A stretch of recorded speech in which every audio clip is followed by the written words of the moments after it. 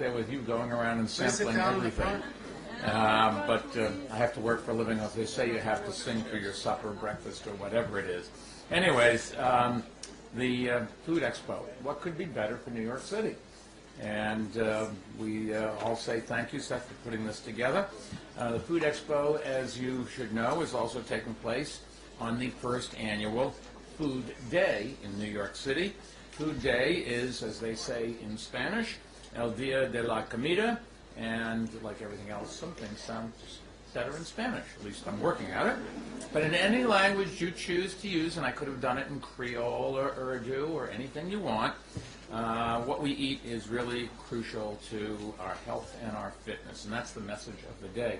And that's why, along with Speaker Christine Quinn, you're going to hear from in a minute, and her colleagues in the City Council, in 2007 we established a City Food Policy Coordinator. Who knew that we had a City Food Policy Coordinator? But she is Kim Kessler, and she is standing right there. Want to wave? Kim and I were at a street corner in Astoria this morning giving out apples, where I was conned to go because they said, well, the Speaker of the City Council is going to be there, and so you should be there. So I was there and you were not. But I had a great New York State apple and you did not, so there is some justice in this world. We've done a lot together to, seriously, with the City Council to support our food industry while helping all New Yorkers make better, healthier choices in their daily diets.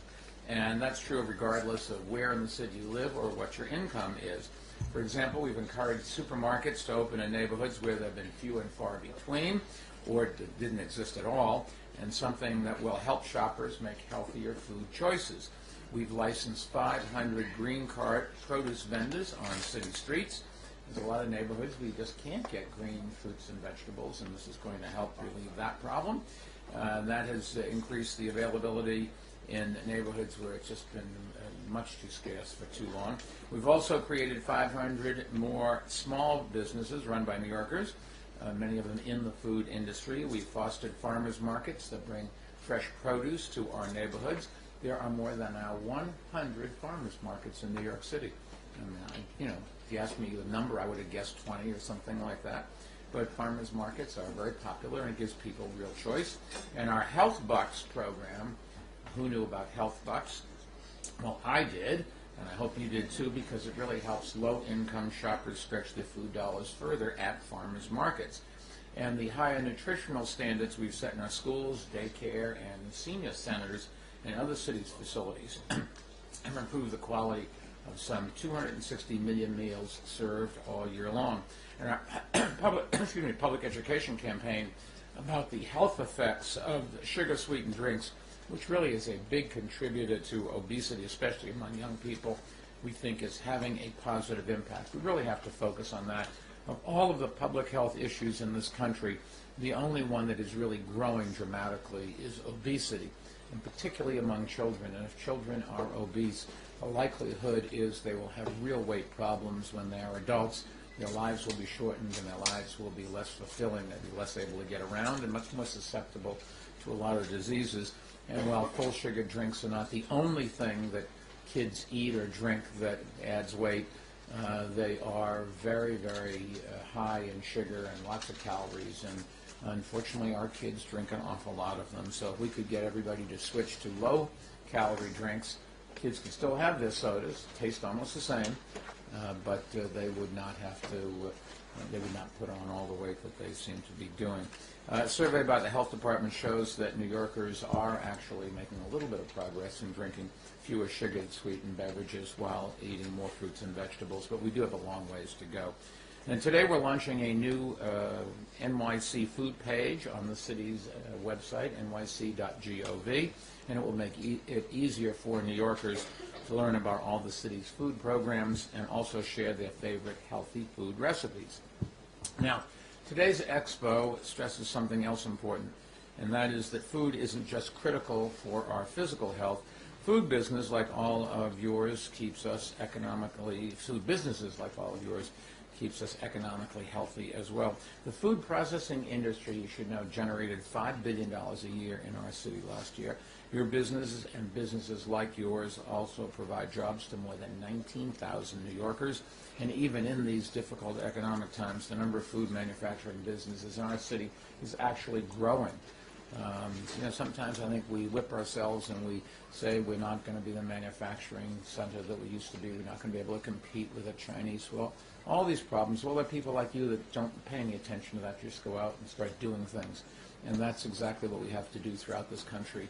And I'm just pleased as punch that people here are doing it. The pleased as punch was not an accident. I knew I would work in punch somewhere.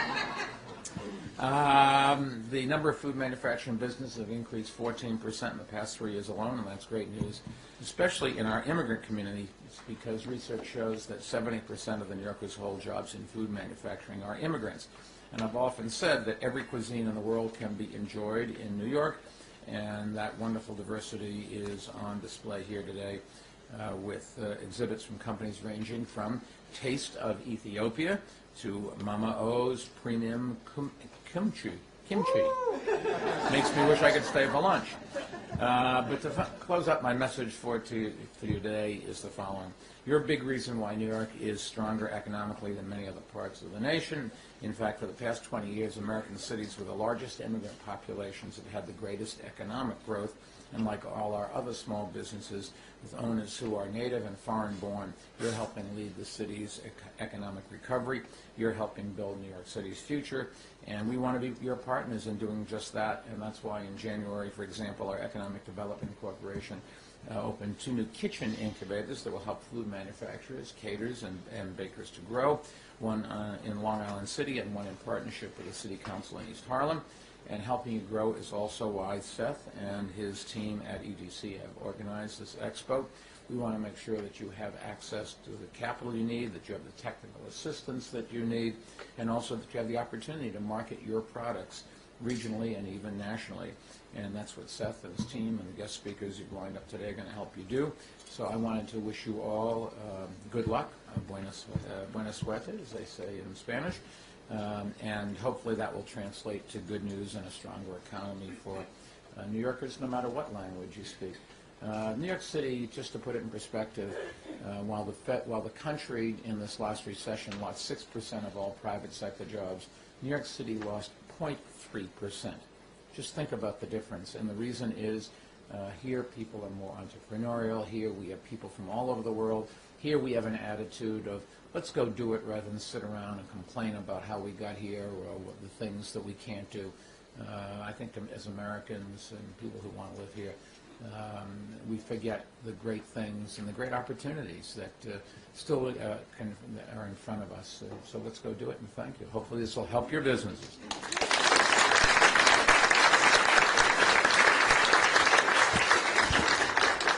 Thank you, Mayor Bloomberg. And of course, an event like today doesn't happen without great partners, and we have no better partner than the City Council and its able leader, Christine Quinn, who has worked with us on our many initiatives, not just to promote healthy food policies, but also to grow entrepreneurship in the city and also to grow the industrial sector. So I'm going to ask Speaker Quinn to come up next to speak.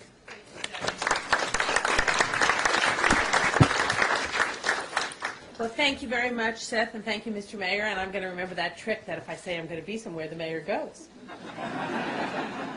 Now I got to be at another fun place with Kate Levin at the opening of the Islamic wing at the Metropolitan Museum of Art, which everyone should go see after this because it really is amazing. But, Mr. Mayor, thank you and your food policy coordinator, but in particular Seth and everyone at EDC who have been amazing partners in our effort to make food part of our even more part of the city's economic engine. So thank you very, very much. I want to recognize my colleagues who are here, the chair of our Small Business Committee, Diana Reyna, the chair of our Economic Development Committee, Karen Kostowitz, and Brooklyn's Brad Lander. Thank you guys for coming here today. I also want to thank Ron Tanner, the Vice President of Communications, Education, Government, and Industry Relations. That's a big card, even bigger, at the National Association for the Specialty Food Trade. And Diana Keller-Bruce of DKB Sales and Marketing. Lowell Hawthorne, the President and Chief Executive Officer of Golden Crust Caribbean Bakery, and also Bob Lewis of the New York State Department of Agriculture, and our many partners here today. And today is the first annual National Food Day. And I know you can all feel the excitement in the air, but not because it's Food Day, but because it is almost a year to the day that we released FoodWorks, the City Council, that does deserve a round of applause, the City Council's historic, groundbreaking, I think we could say, ground-to-garbage can, comprehensive look at New York City's food system. Yes, we call it ground-to-garbage can. We think that's sexy marketing. But this report, as folks in this room know, highlights the connections between the food system and economic development in New York City and in New York State.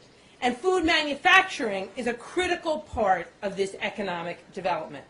As part of our ongoing efforts working with the mayor and Seth and others, we recently passed a package of legislation that's critical to supporting the growth and sustainability of our local food system. Let me mention just two bills that I think are particularly relevant to what you all are doing today. Intro 452, it's sponsored by Councilmember Gail Brewer. It's a bill that for city agencies will require them to develop guidelines to ensure that more food, both farm-fresh produce and locally manufactured food, is purchased locally.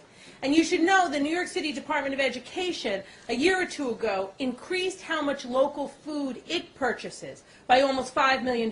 They didn't spend $5 million more. They took $5 million they were spending out of the area and retargeted it on New York. So this bill really is going to help us do more of that in city agencies for no extra money to taxpayers. Also, Intro 615, which is sponsored by our Deputy Majority Leader Inez Dickens, it requires that the city issue an annual food metrics report. That'll certainly be on the city's new food page, which will make it even more exciting. And those food metrics report will help us better understand what our food system looks like. One metric requires reporting on the number of food manufacturers receiving monetary benefits from the Economic Development Corporation, or IDA, and how much they're receiving. Now, this is really important because after the United States military, the city of New York, so after the United States military is the largest purchaser of food in the world. Second, the government of the city of New York. That is an enormous market power that we can use to really affect local food. So that's why really we put together FoodWorks to be a strategic citywide focus on the industry and to find ways we could greater use this tremendous power and the power of food for economic development. And we're so grateful to Seth to having helped us launch La Marqueta, and the folks who are running it are right over there behind everybody, but we want to give Hot Bread Kitchens a shout out because they're really doing terrific. And today's event is a first in a series of kind of B2B conferences that we're going to be doing with EDC to try to push this effort even further. But I want to mention one other thing that we're looking at.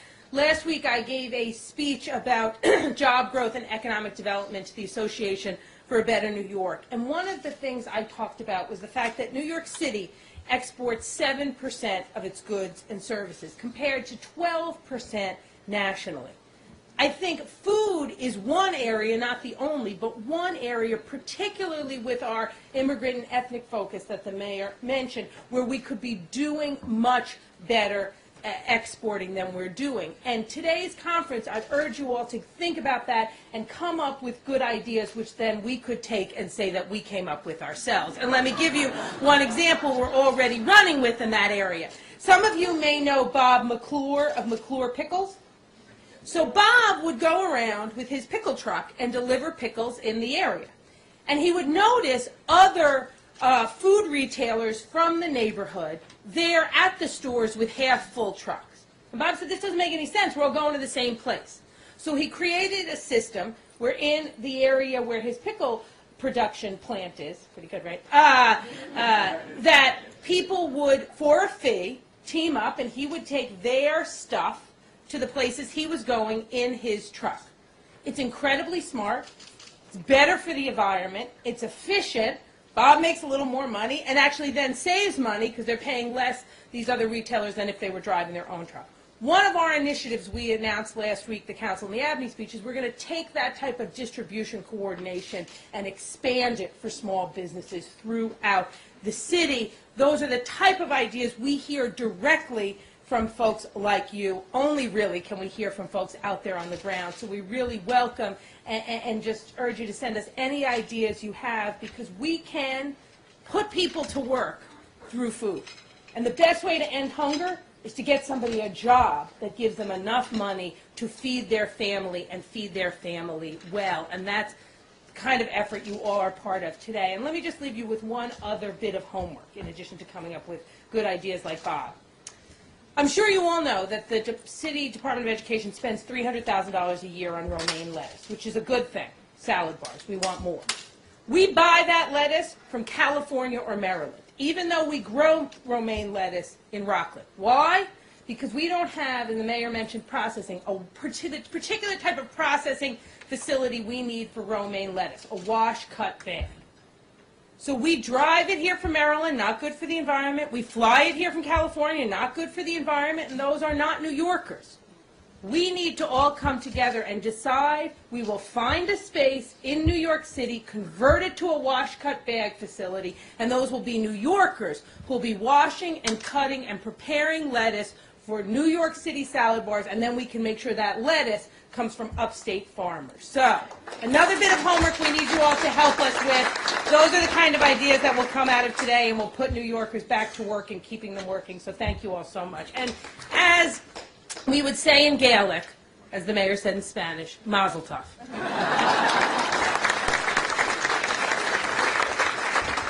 Thank you, Speaker Quinn. As the Speaker and the Mayor said, the manufacturing and the larger industrial sectors are really critical to the city's economy. They still account for 16% of all private sector employment in the city. And though they've faced challenges like they have across the country in recent years we've actually seen the beginning of stabilization in the sector. And in fact, we believe that they may have a significant opportunity for growth going forward. And the reason for that is really twofold. First of all, it's partially because of changes in global trends that have really disfavored manufacturing and the industrial sector in New York for the last couple of decades, things like increases in the cost of transportation, increases in labor costs in places like China. But it's also because there are certain subsectors in New York that are showing signs of stability and growth. And food manufacturing is one of those subsectors. And the interesting thing about food manufacturing, which was alluded to earlier, is the fact that in New York City, a disproportionate percentage of new businesses are immigrant-owned. So in order to assist this sector, we at EDC and in the Bloomberg administration, working with the City Council, had to try to figure out how to address some of the challenges that are particular to immigrant-owned businesses. And one challenge that we found in particular that was interesting was the fact that though immigrants in New York start businesses at a higher rate than non-immigrants, the businesses that are formed by immigrants in New York actually fail at a higher rate than the businesses that are formed by non-immigrants. So why is that? We studied the problem, and one of the things that we learned was that immigrant-owned businesses tend to have very good local networks, but because, by definition, the people who own them haven't been in the country as long as non-immigrants, that those networks are not as strong nationwide. And so what we've aimed to do with this event is to begin to address that. And the event today is the first round of our attempt to address this problem.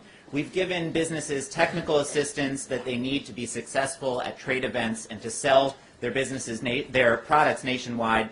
And we brought in potential buyers to help to start to make the necessary contacts. But this is only the first round. The next round will involve a competition where businesses that participated in today's events and got the benefits of the services that we provided and other immigrant-owned businesses as well will compete for the right to appear at one of the largest national trade fairs held in the United States, the National Association for the Specialty Food Trade Fancy Food Show, which is held in Washington. And this food fair connects 15,000 buyers with 250,000 specialty food products. And the winners of this competition will also receive further business assistance with developing business plans and growing their businesses, as well as help with marketing and other necessary skills that they'll need to develop. Our goal is to choose 4 winners out of this competition who will be chosen by a panel that includes representatives not just of EDC, but also from the City Council, the NASFT, the Brooklyn Chamber of Commerce, ITAC, CARP Resources, the Queens Economic Development Corporation, and others. So what we're looking for is businesses that are ready to go national, and our hope is to announce a winner from this competition sometime early in 2012, and then to turn this into an annual event. So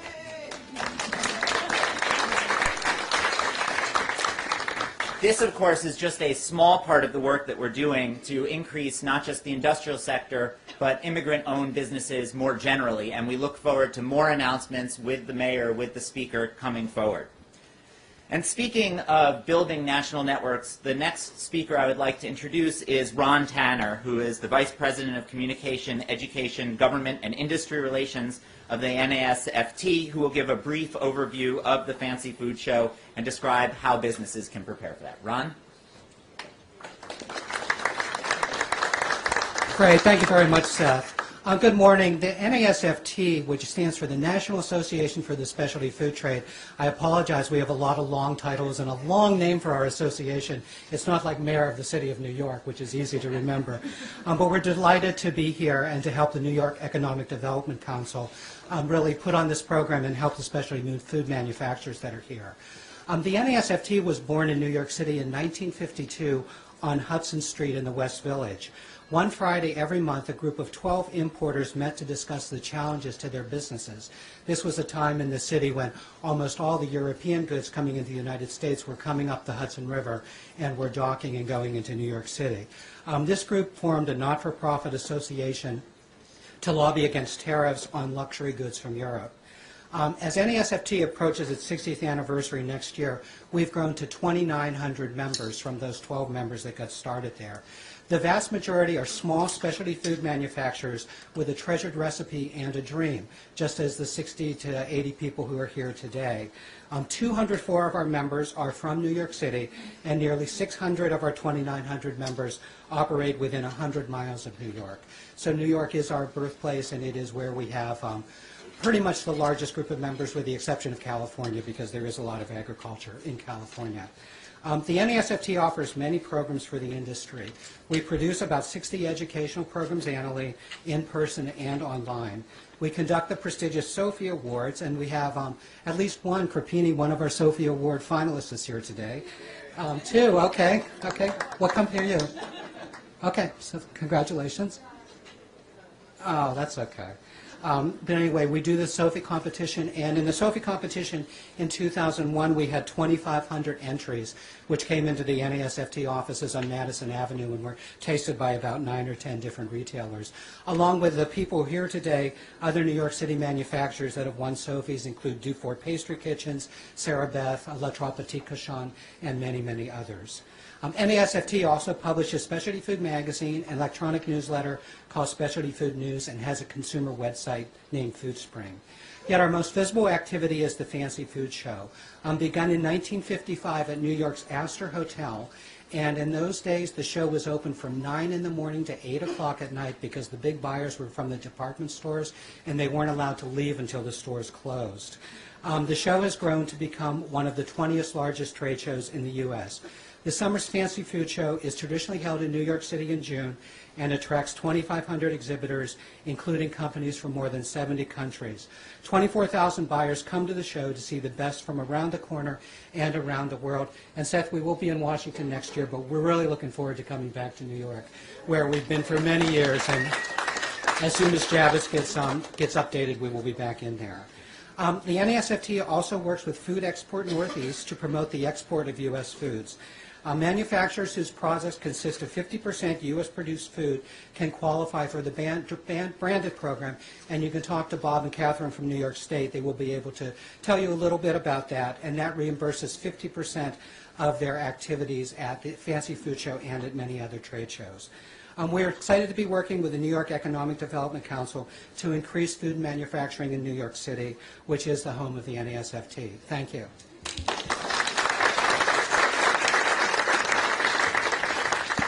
Thank you very much, Ron. Our next speaker is Diane Keeler-Bruce, owner of DKB Sales and Marketing, who's going to talk to you a little bit about the role of food brokers in the industry and in our event today. Diane?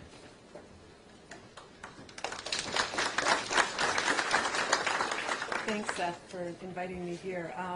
It feels strange to be talking to such a large group. I generally in front of small groups, usually buyers and distributors and retailers, that type of environment. So I was asked to speak on the role of a broker because that's something that a lot of you might not know what we do, and we are the facilitators that help manufacturers, importers bring their product to market.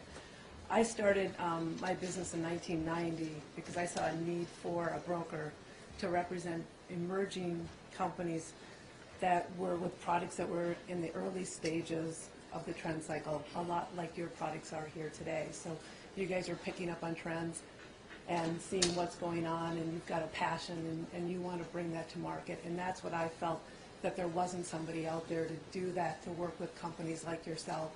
And I felt that there was a need for that. And I also wanted to work for myself.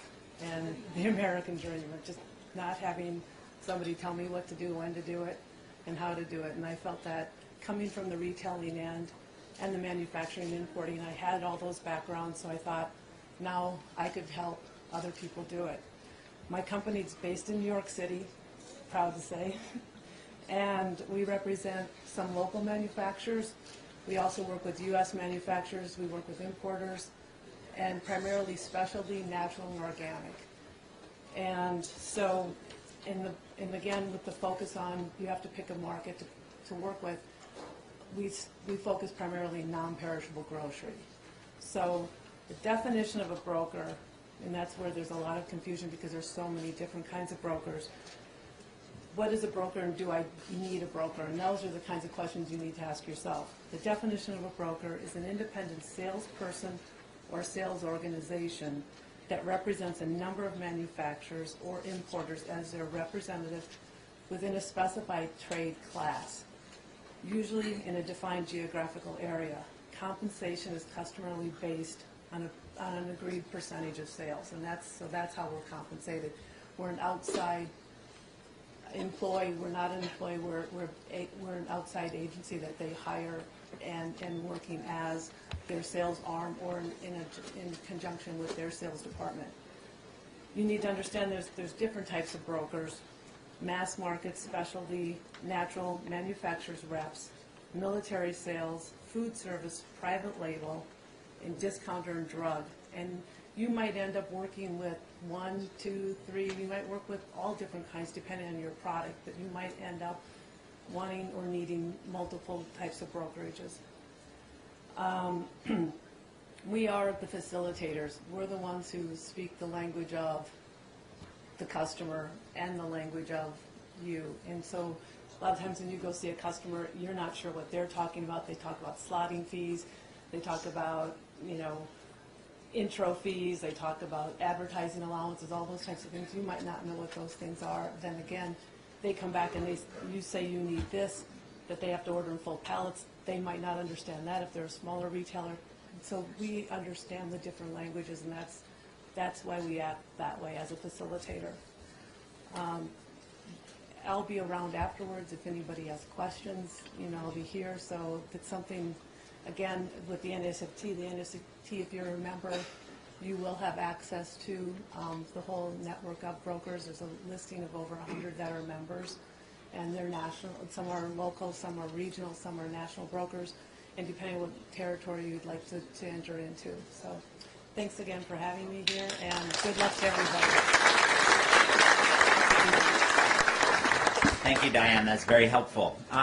Our final speaker today is an example of exactly the kind of success that we're looking to come out of all of the businesses that are here today. This speaker is Lowell Hawthorne, who is president and CEO of Golden Crust Caribbean Bakery and Grill. Now, Lowell came to the United States from Jamaica in 1981, and 8 years later started his business. Today, that business operates in 9 different states and employs over 1,000 people. So Lowell, if you can come up and tell us a little bit about your story, that would be great.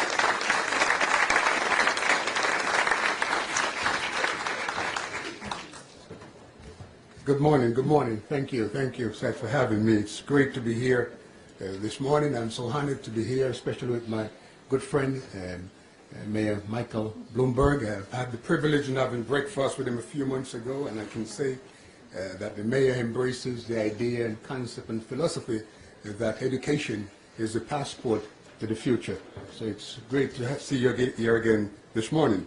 I want to commend the council member. I want to commend everyone for just being here this morning. Let me say I've been blessed and privileged beyond measures to have had the opportunity to speak to the young and the old, the brave and the bold about fueling their entrepreneurial spirit throughout the United States of America. But this morning I want to make it clear that of all the experiences that I have had, there is nothing more gratifying than giving the forum, like this forum, to speak in New York City, where Golden Cross operates over 87 stores. Let me say quickly that success does not come overnight unless you win a lottery or are being a part of American Idols. Most of the time it's the long, hard journey. However, nothing compares with the sense of accomplishment once your dream has been realized. It has been said that success is 1 part inspiration and 2 parts perspiration. Someone once asked a successful businessman, at what point in your life did you know it was time to become a business person? And he said, the day my boss told me these 3 life-changing words: you are fired.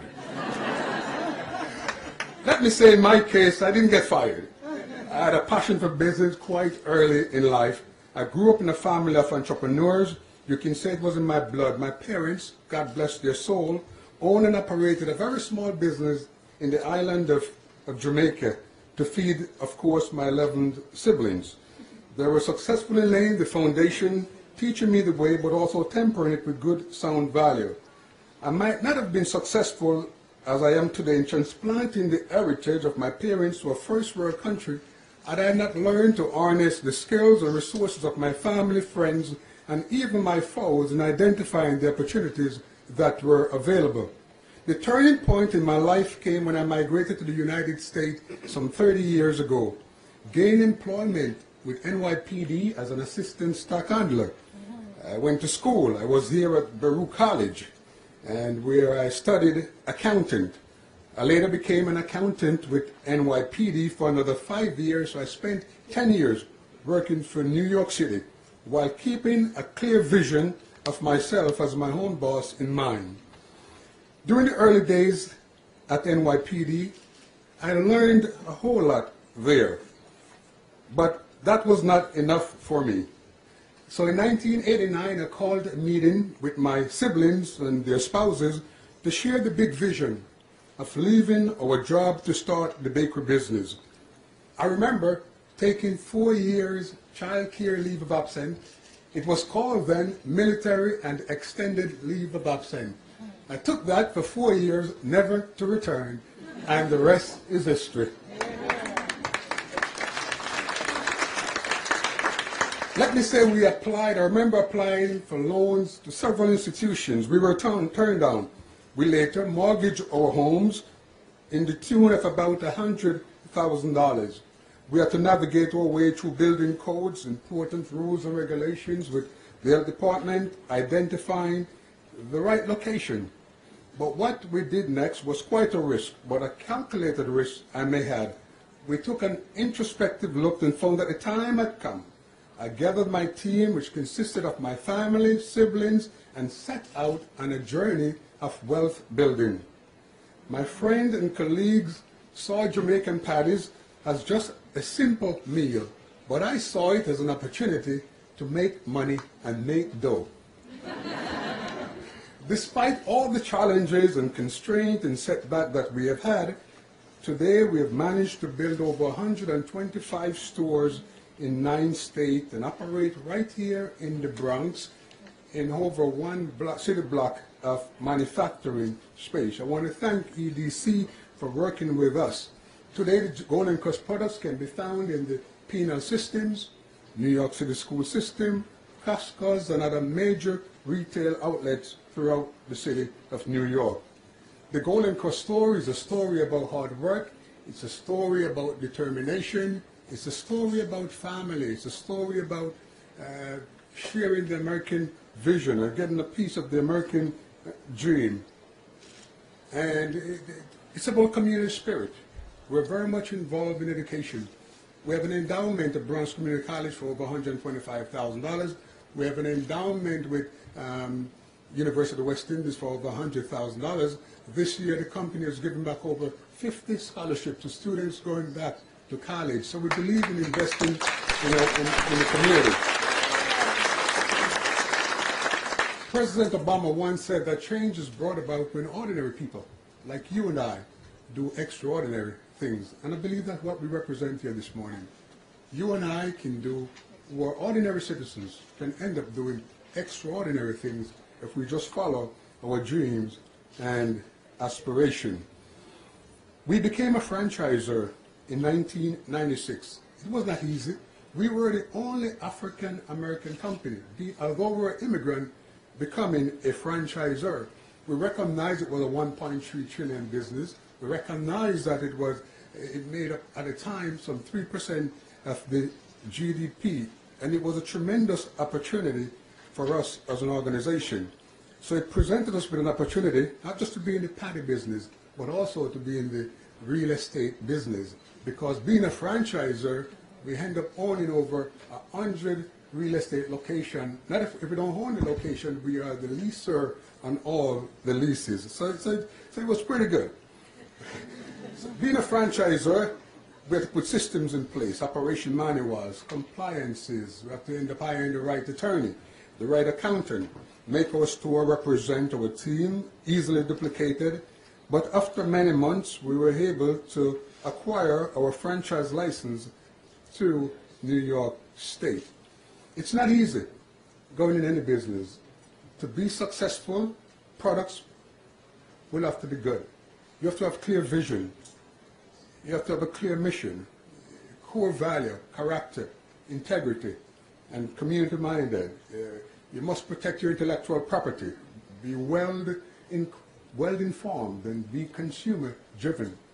When I say consumer-driven, it's not what you want, it's what the consumer wants. I remember at one point we wanted to send paddy to the Middle East, and we were told that in order to do that, we must be a halal institution.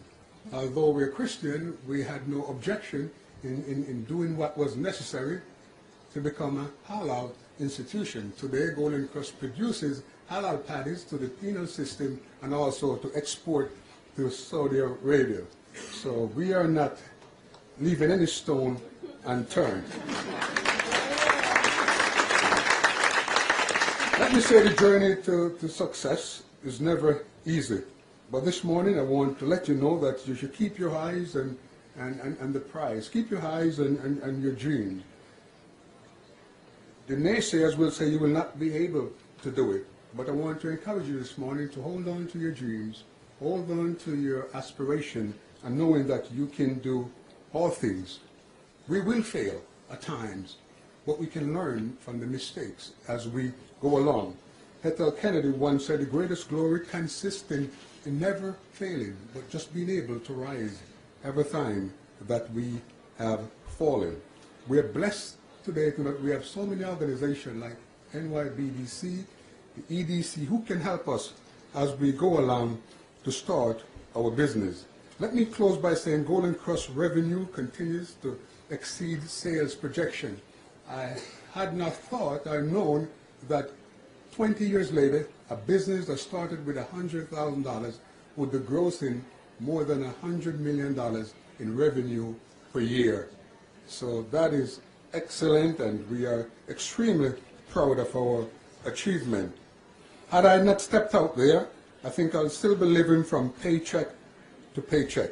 But luckily, I put my shoulders to the wheel and kept going. And I feel that profound sense of personal accomplishment that I want you to be able to experience.